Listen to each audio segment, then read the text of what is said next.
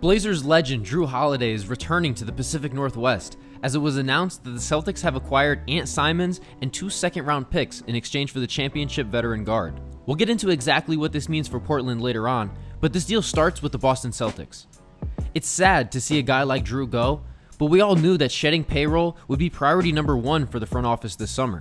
And they get that objective kickstarted with a 1-for-1 deal that saves them over $40 million in luxury tax savings, while also getting younger and adding draft capital.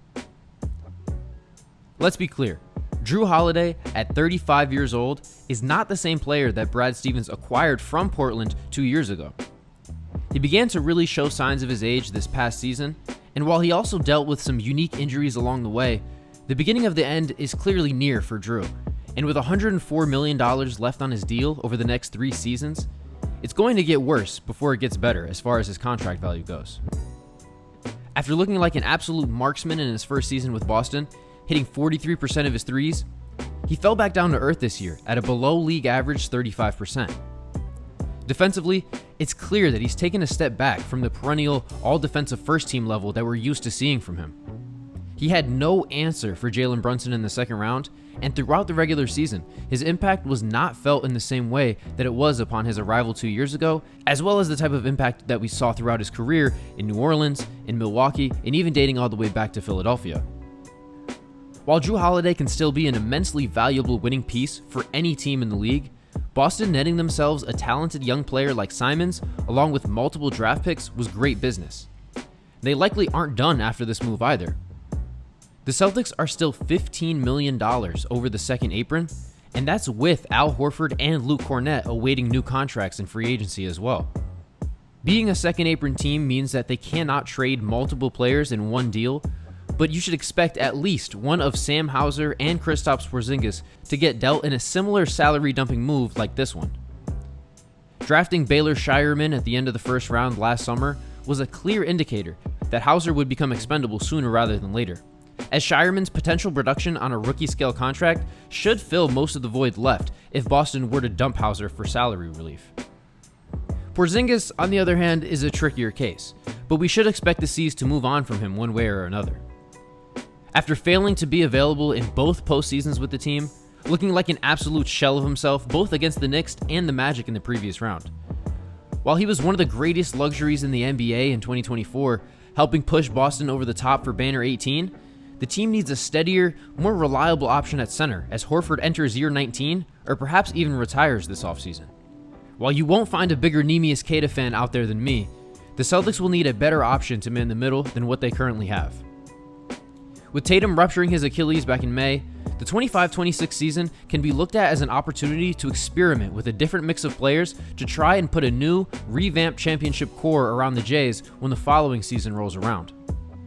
Whether or not Simons can be a part of that core remains to be seen, but on an expiring contract, it's a low-risk opportunity for Joe Mazzulla and the staff to evaluate his talent and how it can fit in with future iterations of the team. If it doesn't pan out, there's still the possibility to extract value with a sign and trade next summer for someone they feel would be a better fit. But what if it does work out? Simons is one of the highest volume three-point shooters in the entire NBA, with multiple seasons under his belt at over 40%.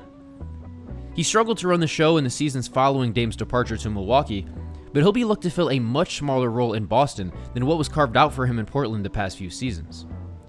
Playing within the Celtics system will lead to much less pressure on Simons to create offense, which is where you begin to really see the inefficiencies with his game. As a shot maker, Simons grades out as one of the very best in all of basketball. Where he struggles is creating quality shots for himself against a set defense.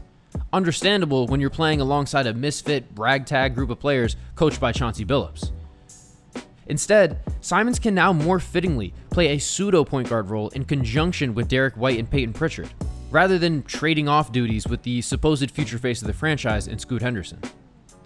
This could end up being the perfect fit for Simons at this point in his career, so long as he's willing to buy into the team.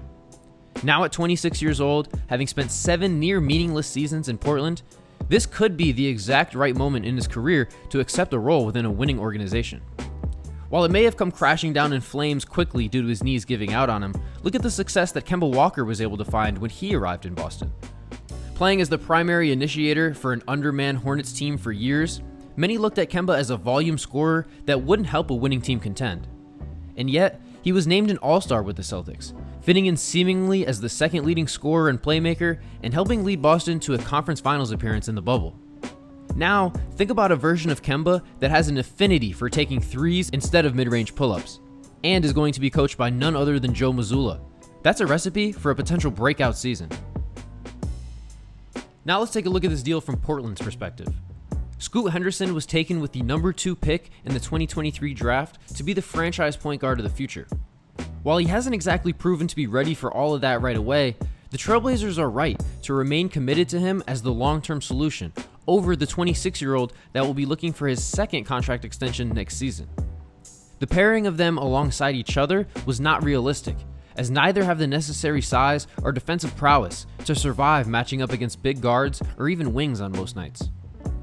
In order to maximize Scoot's potential, they needed to clear the runway to give him as much operating space as possible, meaning they can't roster another ball-hungry guard that will take touches away from their developing top prospect.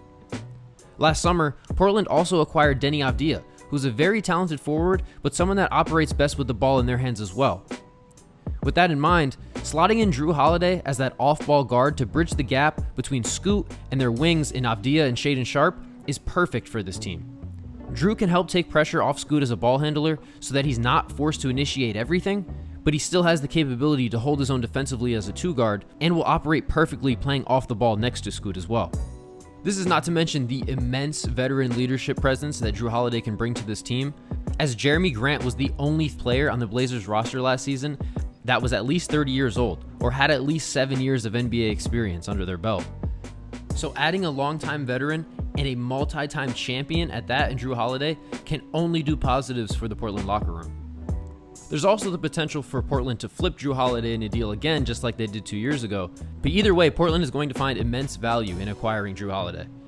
To wrap things up, this was a smart deal for both sides, as Boston gets the necessary cap relief while still acquiring a player that has the potential to be a part of their long-term future, while Portland moves off of a player in need of a contract extension and in the way of their top 3 draft pick, while also getting back one of the best veteran leaders in the league to help establish a new foundation for this young Blazers team. Let me know if you agree.